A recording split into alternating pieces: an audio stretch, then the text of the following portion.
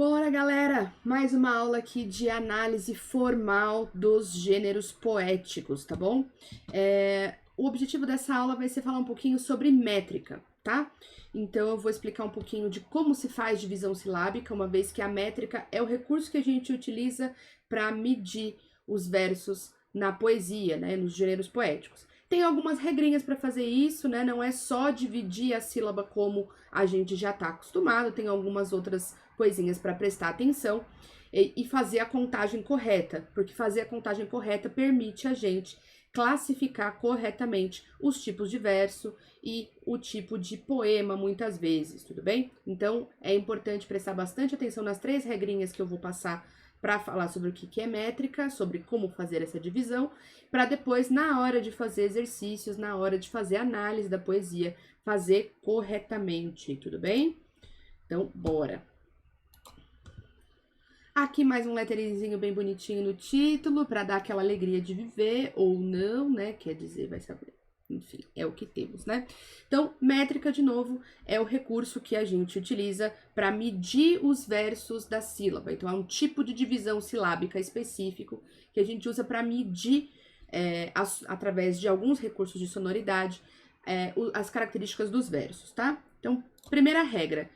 Quando a gente divide as sílabas, a gente não vai contar todas, a gente conta até a última sílaba tônica, as outras a gente não vai contar. Essa é a regra mais importante, porque é onde dá pau. Lembrando que a sílaba tônica é aquilo que a gente aprende lá no começo da nossa alfabetização, que é a sílaba mais forte de uma palavra. Então, por exemplo, da palavra porta seria a sílaba por exemplo, tá?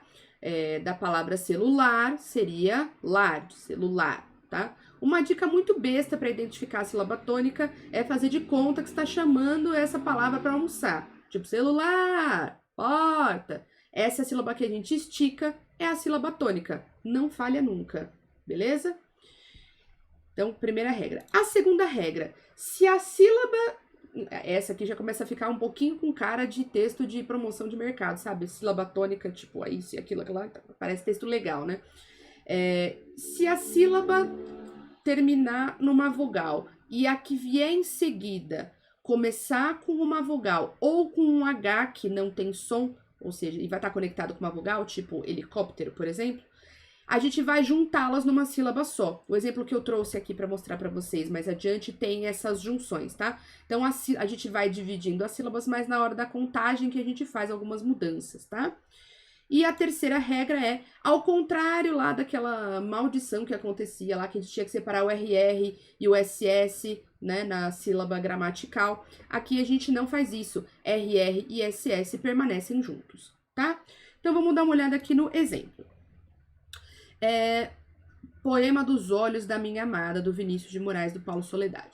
Ó minha amada, que olhos os teus, são cais noturnos cheios de adeus, são docas mancas trilhando luzes, que brilham longe dos breus. Bom, esse aqui é o poema, né? Olha a divisão silábica dessa estrofe, como ficaria. Então, aqui eu quero fazer algumas observações para vocês, tá? Vou escolher uma cor bonitinha aqui, para ficar bem visível, tá bom? Ó, então vamos lá. Então, cortei aqui, ó, o minha tá dividido com uma sílaba gramatical mesmo. Mas, ó, mi é a tônica, certo? O que vai acontecer depois? Vem o nhá, que é uma sílaba átona. E a primeira palavra depois não é a sílaba tônica também, né? Então, eu junto aqui, ó. Isso aqui conta com uma sílaba só. Minha amada. Tem a ver com como a gente fala. Lembra que eu já contei algumas vezes que poesia é um gênero da oralidade, que é pensado para leitura em voz alta e para declamação. Então, quando a gente faz a leitura do verso, a gente também vai acabar levando isso em consideração na métrica, tá? Se eu for ler, eu não falo ó minha amada, eu falo ó minha amada, né? Eu junto isso aqui já na hora da leitura. Então, na hora da contagem, eu também vou juntar, uma vez que a métrica é para avaliar o verso, tá bom? Eu nem coloquei o da, porque amada, o da, ele não é uma sílaba tônica, então ele não entra na contagem, tá? Depois, que olhos os teus, tá? Então, que, ó, e o o também se juntam aqui, seguindo a regrinha 2, tá? Dependendo da análise, pode ser que às vezes dê para juntar até, por exemplo, olhos os teus, dê para juntar aqui. Não é o caso que olhos os teus, tá? São cais noturnos, ó, o nos caiu também porque ele não é sílaba tônica, tá bom, ó? Noturnos, o nos ele é uma sílaba átona, então ele não conta aqui como última sílaba deste poema. Cheios de adeus, aqui, ó, de novo, ó, outra junção de palavra que termina com vogal e palavra que começa com vogal, tá bom? São docas mansas, de novo, mansas, né? Essa aqui é a última sílaba tônica, o sas tá fora, tá? Ele não entra, beleza? Trilhando luzes, mesma situação, luzes já era, ó. Vou riscar aqui todas as que caíram, tá bom? Para vocês verem que a gente não conta. Talvez na hora de fazer o exercício seja legal, inclusive, fazer isso. Pegar e cortar, tá? Tirar, essa sílaba não conta, essa sílaba não conta. Vejam que, de resto, a gente segue a lógica da divisão silábica normal. Então, aquela divisão de sílaba que a gente já conhece, ela não é que ela vai ser descartada, tá? Ela vai servir para bastante coisa. Só que na hora da contagem, ela não serve para tudo. Então, o que eu recomendo fazer? Ir lá e dividir, ó, longenosbreus, tá? Dividir a sílaba aqui. Eu vejo se eu tenho alguma outra regrinha para aplicar, do tipo, eu tenho que juntar alguma coisa aqui, tem algum encontro vocálico, né, e tal. Não tem? Beleza, é só contar qual que é a última sílaba tônica, aqui é hebreus, 1, 2, 3, 4, fechou, tá? Então, o jeito mais fácil de fazer esse exercício é partindo da divisão silábica. Então, ó, que, brilham, longe. Não preciso juntar nada porque não tem encontros, tá? E aí, ó, qual é a última sílaba tônica? Olha a última palavra, longe, tá? Então, long é a última sílaba tônica. O G aqui tá fora. 1, 2, 3, 4, beleza? E aqui, longe nos breus, mesma coisa. Longe nos breus.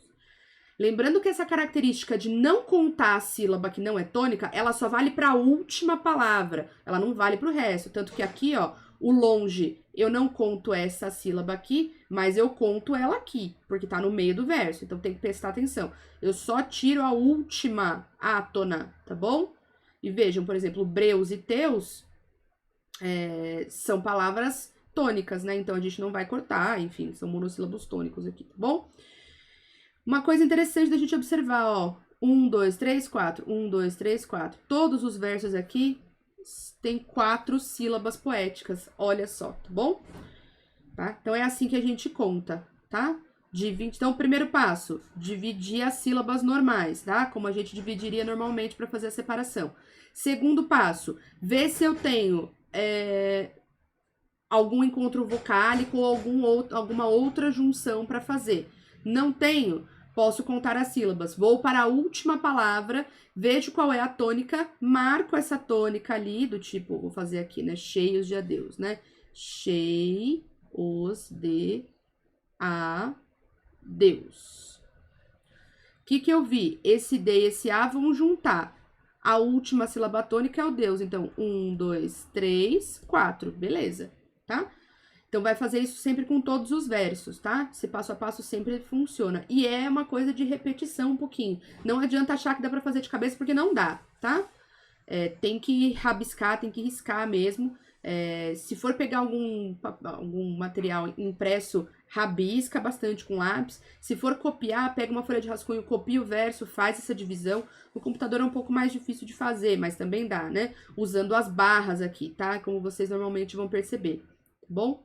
É assim que a gente faz divisão de sílaba na poesia, tá? Com relação à quantidade de versos, de sílabas, desculpa, em cada verso, a gente tem 2 tipos de olhar, tá? Que é muito importante da gente estar atento. Então, como eu comentei com vocês, aqui a gente tem um poema em que todos os versos têm a mesma quantidade de sílabas poéticas, tá?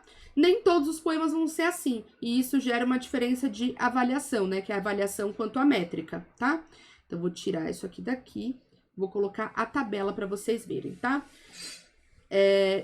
Essa tabela aqui, ela vale para os versos que são isométricos. Quando a gente olha a palavra isométrico, a gente já vê que iso significa igual, e métrico, de métrica, né? Então, versos que têm a mesma métrica. A gente vai usar essa classificação aqui para quando os versos tiverem a mesma quantidade de sílabas poéticas em todo o poema, ou pelo menos em toda estrofe, se for um poema muito grande, tá bom? Então, aqui a gente tem os monossílabos, dissílabos, trissílabos, tetrassílabos, pentassílabos. Pentassílabos também vão ser chamados de redondilha menor. Depois a gente tem o hexassílabos, heptassílabos, que são a redondilha maior, tá? Octossílabos, eneassílabos, decassílabos, endecassílabos, desculpa, e dodecassílabos. Os dodecassílabos também vão ser chamados de alexandrinos, tá? Isso daqui para os isométricos. Se vocês estiverem diante de um poema em que os versos têm métricas distintas, o que a gente vai ter é um poema com versos heterométricos, tá?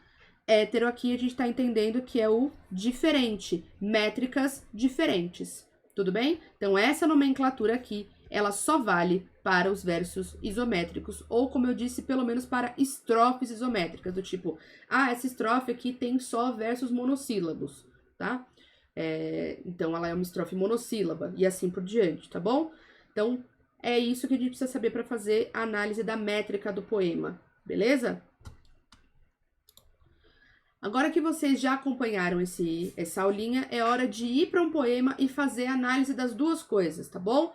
Tanto a análise de rima quanto a análise da métrica, tá? Essa análise formal, ela é muito importante de exercitar, porque ela é uma parte importante da análise do texto poético, seja ele um poema, um haikai e assim por diante. Combinado? Boa aula, bom trabalho e é nóis!